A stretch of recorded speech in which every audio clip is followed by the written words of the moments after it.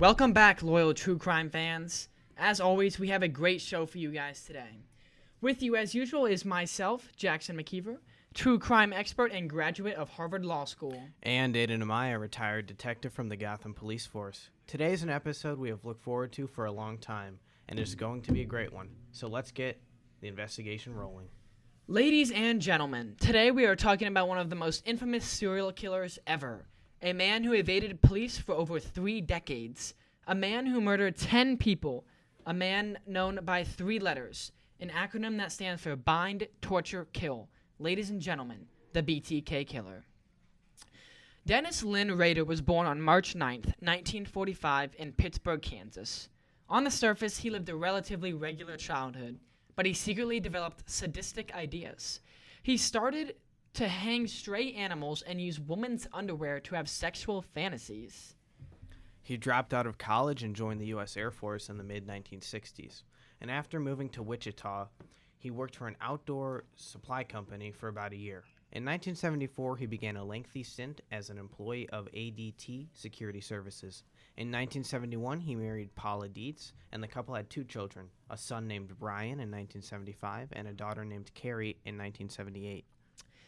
On January 15th, 1974, Rader brutally strangled 4 members of the Otero family in their Wichita home. Joseph and Julie, along with 2 of their children, Josephine and Joseph Jr. Strangulation would become a common appearance at all of his murder scenes. There was semen found at the scene as Rader took sexual pleasure from the killings and assaulted the 2 women and also masturbated as he was into erotic asphyxiation. Rader struck again a few months later. On April 4th, he waited in the apartment of a young woman named Catherine Wright, stabbing and strangling her when she returned home. Rader also shot Brian's brother Kevin in the head twice, though he survived. Kevin later described Rader as an average-sized white guy, bushy mustache, psychotic eyes, according to a Time magazine article. In October 1974, Rader placed a letter in which he took responsibility for killing the Oteros in a public library book. The poorly written note gave authorities some idea of who they were dealing with, and a local newspaper began covering the story. Rader wrote, "It is hard to control myself. You probably call me psychotic with sexual perversion hang-up." He warned that he would strike again, noting, "The code words for me will be bind them, torture them, kill them, BTK." The initials stuck, and the murderer came to be known by the variations of the BTK Killer moniker, or simply BTK. He claimed the murders of the Otero family, but not Catherine Wright. Rader's next known crimes occurred in 1977, after he mysteriously took a 3-year break. That March, he tied up and strangled Shirley Vian after locking her children in the bathroom. Vianne had been sick and not able to take her kids to school. In December of that year, Rader strangled another woman, Nancy Fox, in her home, and then he called the police to report the homicide. The voice recording of the call was played all over the news, but nobody was successfully identified. Nancy Fox lived alone, and Rader had broken into her house through a window and then waited for her to return that night.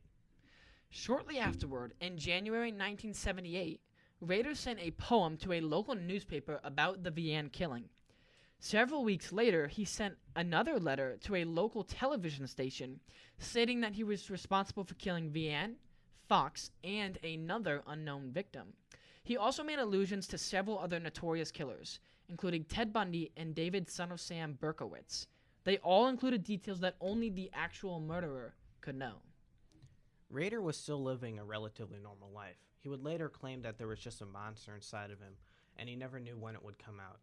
Despite his cat-and-mouse game with the authorities, Rader was reportedly an attentive husband and able to keep the lid on his secret murderous life. In April 1979, Rader waited in an elderly woman's home to strike again.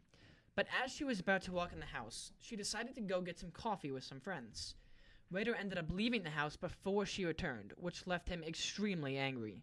He sent her a letter to let her know that BTK had been there, and the woman, named Anna Williams, ended up moving away. The police were getting extremely desperate and asking the public for any help possible in the following press conferences. After several years without a known crime, Rader killed his neighbor Maureen Hedge on April 27, 1985. This was extremely dangerous due to the proximity of the murder, so he drove the body to a ditch and dropped it off there. Hedge had also been strangled to death. The body was found days later on the side of the road. The following year, he killed Vicky Wegerly in her home while entering under the guise of a phone line worker. This was another typical BTK murder. He stole a couple of items, drove the car to a different location, and took pictures of the dead body, which he had been doing the whole time. Rader once again got away completely, and it took a while for people to even connect it with the BTK serial killer. There were some other murder cases that were speculated to be a part of BTK's work, but none were ever confirmed. His final known victim, Dolores Davis, was taken from her home on January 19, 1991. He had cut the phone lines as usual and then broke into the house. He told a fake story to gain the trust of Davis, and then he turned on her and strangled her with his usual murder weapon, some sort of rope. He discovered the body, stole some items, cleared the scene of any evidence left from him, and left in his nearby car. Despite being paranoid, he once again got away with murder. Over the next several years, BTK dropped off the map as Rader focused on work and family life. With many news stories marking the 30th anniversary of the Otero murders, BTK resurfaced in 2004. Rader sent local media outlets and authorities several letters filled with items related to his crimes, including pictures, a word puzzle, an outline for the BTK story, He also left packages with clues, including a computer disk that ultimately led authorities to Rader's church. Investigators also noticed his Jeep on security tapes of some of the package drop-off areas. Rader was arrested on February 25, 2005, and later charged with 10 counts of first-degree murder. His family members, neighbors, and fellow church members were all stunned by the news. Rader pleaded guilty to all of the charges on June 27, 2005. Rader was found guilty and sent to El Dorado Correctional Facility to serve his 10 life sentences. Now a quick word from our sponsor. Have you ever wanted to be more in touch with your pets? Feel the excitement of tapping into your animal instincts? Well, look no further than the Human Hamster Wheel, brought to you by The Boring Company. The Human Hamster Wheel is a life size to fit any size of human, and it is built from a composite between steel and carbon fiber, so it is very sturdy. With this uniquely awesome item, you too can feel like a hamster. Yes, I tried it, and I've never felt so alive, other than that one time I tried erotic asphyxiation. So now let's get into analysis of the forensic evidence that led to BTK's capture. So as the case of BTK began to heat up again in the early 2000s, DNA evidence was collected from the body of Vicky Wegerly due to her fighting back and having his DNA under her nails. And DNA technology had increased a lot by this point. They were able to narrow down the suspects to a middle-aged white male. So thousands of people submitted DNA samples. After matching the car found in the surveillance video showing the package drop-offs, along with the computer disk that led to Rader's church, authorities identified Rader as their prime suspect. They were able to get the DNA of Rader's daughter, and it matched the DNA found in Wegerly's nails. At this point, Dennis Rader, aka the BTK killer, was arrested and stopped forever. The police began to interrogate Rader, but after he was presented with all of the evidence against him, he admitted to the crimes and pleaded guilty.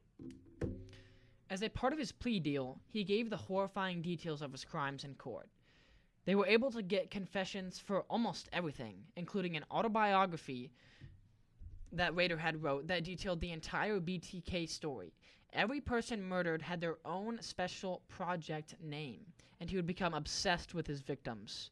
Many observers noted that he described the gruesome events without any sign of remorse or emotion.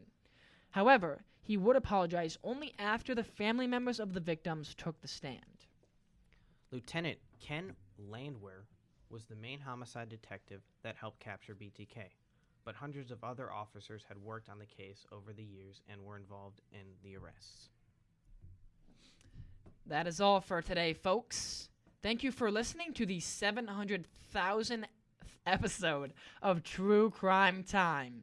We hope to see you in the next episode where we will talk about the Peacock Murderer.